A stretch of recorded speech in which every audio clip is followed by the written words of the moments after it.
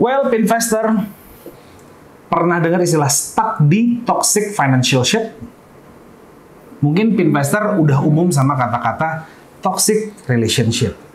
Bedanya kalau yang ini toxic financial ship. 11-12. Oke, bedanya? 11-12 aja, cuman kalau yang ini versinya financial investor. Sama-sama merugikan salah satu pihak yang bikin kita jadi kere hore sampai tidak bisa jadi BPJS, budget pas-pasan, jiwanya sosialita. Oke. Faktanya, hal ini sering terjadi kepada pasangan yang belum menikah. Biasanya mereka sembunyi di balik kata-kata apa tuh? Apa? Ya, namanya juga cinta. Bucin. Bucin ya masih enggak? Bucin sih boleh, tapi jangan sampai ngerusak financial goals kamu investor. Bersama gua Ingga Putra Dan saya Putri Manggiasih. kita mau share, kita mau kasih tahu ke kalian apakah kalian stuck di toxic financial ship atau tidak dan gimana cara menyelesaikannya. Oke.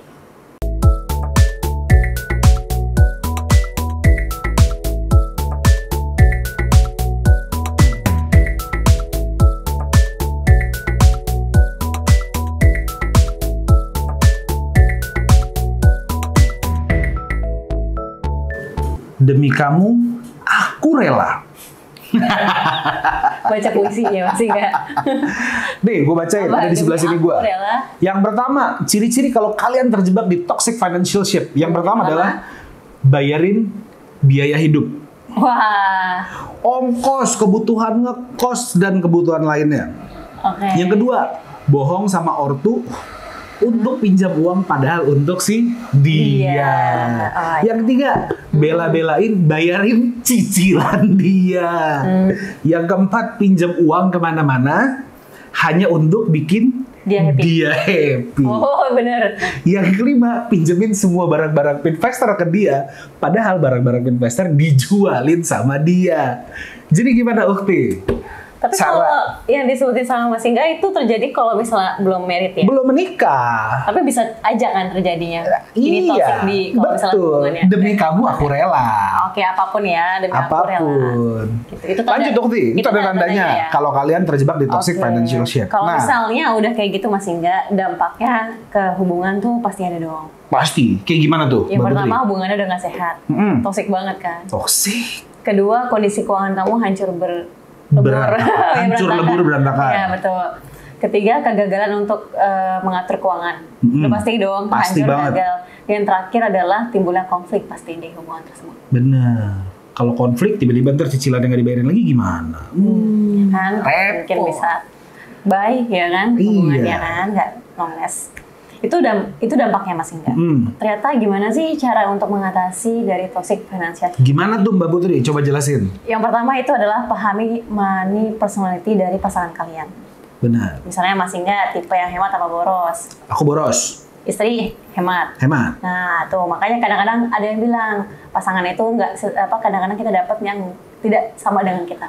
Ya kan? Selanjutnya? Itu melengkapi kan itu pertama. Oh itu yang pertama? Baru yang pertama. Kedua, tentukan juga strategi keuangan kalian dengan pasangan.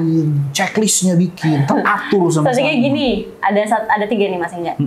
Yang pertama, kalau misalnya gajinya Mas Ingga dan gaji istri misalnya digabungkan. Memang pos pengeluarannya disatukan gitu Mas Ingga. Yes. Atau kedua, dibagi. Misalnya Mas Ingga yang biaya bulanannya, istri yang cicilan misalnya. Nah itu misalnya. Atau bisa juga 50-50%. Itu atau udah sesuai dengan kesepakatan. Oh ya udah kamu berapa persen, aku berapa persen. Nah itu strateginya Mas Ingga. Jadi nggak bikin berantem kan ya. Tergantung dari deal kita ya. Iya benar. Terus yang ketiga adalah kedepankan financial goals kalian. Misalnya di tahun ini Mas Ingga ada wishlist untuk apa? Punya rumah atau ganti mobil lagi ganti mobil lagi nggak tuh? Kalau misalnya udah ada financial goals, lebih semangat untuk mengejar. Iya, karena ketika kalian punya tujuan gitu kan, semangat biasanya.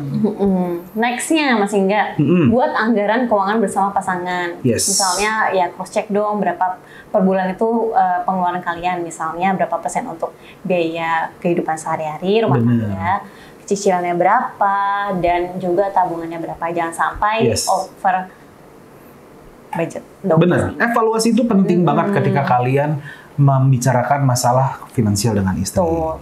Dan yang terakhir masih yang nggak kalah pentingnya adalah tolong banget bisa bedain kebutuhan dan keinginan dalam sehari-hari ini. Misalnya. Yes, hasrat kebendaan dan hasrat kebutuhan. Betul, utamakan prioritaskan biaya kebutuhan dulu yang dipenuhi, baru nanti bolehlah keinginannya. Sama seperti yang kita bilang sebelumnya gitu kan. Nabung dulu, jajan kemudian, jangan kebalik. Gitu, ya. Udah nih semuanya. Kayaknya itu aja sih sebenarnya. Itu aja ya. Nah, Pinvestor jangan lupa nih ke pasangan masing-masing. Iya. Kan? Jangan lupa Pinvestor buat di-share video ini ke teman-teman kalian yang lagi stuck di toxic relationship. Mudah-mudahan video ini bisa bermanfaat buat teman-teman Pinvestor yang lagi di rumah. Kalau gitu kita berdua pamit aja ya. Iya. Sampai jumpa di BTS selanjutnya. Gue Ingga Putra. Saya Fatimah Yasi. Assalamualaikum warahmatullahi wabarakatuh. Bye-bye.